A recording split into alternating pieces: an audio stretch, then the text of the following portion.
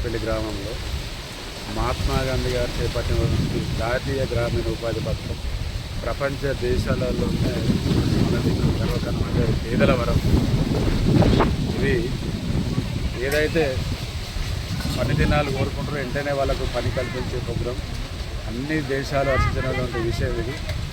కానీ రైతాంగాన్ని కూడా అవసరాల నిమిత్తం ప్రకారంగా దాన్ని కేటాయించాలని మేము కోరుకుంటున్నాం.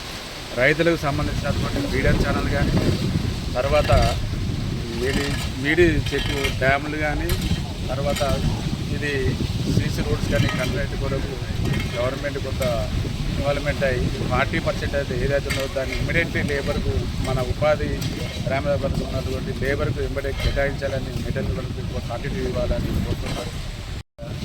గవర్నమెంట్ ఇప్పుడు కేంద్ర ప్రభుత్వం అయితే 60% అయితే ఏదైతే కేటాయిస్తుందో పార్టీలను విమర్శించడం కాదు, ఈ 40% అయితే ఉండదో తొందరగా. ఎందుకంటే ఈ గ్రామీణ ఉపాధి పథకం ద్వారా గ్రామాల్లో ఉన్నటువంటి ఇప్పుడు రైతులకు సంబంధించినటువంటి సమస్యలు కానీ, ఫీడర్ ఛానల్ కానీ, తర్వాత ట్యాంకు ఈ ఎంఏ ట్యాంకు వచ్చినటువంటి కాలువలు కానీ దీని ద్వారా ఎందుకంటే తొందరగా ఉపాధి కార్యక్రమం జరుగుతున్నది. దాదాపు మండలనే మా చినకోన్పల్లి గ్రామంలో దాదాపు పర్సెంటేజ్ ఎక్కువ ఉన్నటువంటి గ్రామం మా చినకోన్పల్లి గ్రామం. అందరి సహకారంతో ఇవాళ చూస్తున్నారు మీరు. తర్వాత మన DBM నుంచి డిస్ట్రిక్ట్ DBM నుంచి ఫీడర్ ఛానల్ కార్యక్రమం మొదలు చేసుకున్నాం.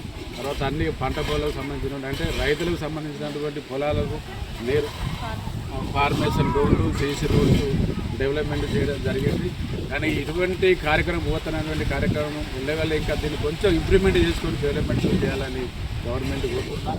తప్పకుండా ఏదైతే మెటల్ కాంటాక్ట్ ఉండదో తప్పకుండా ఏదైతే ఇప్పుడు గ్రామాలు అయితే ఎంతైతే పర్సెంటేజ్ ప్రకారంగా తీసుకున్నారో దాన్ని అదే గ్రామాలకు కేటాయించాలని కోరుతున్నాం.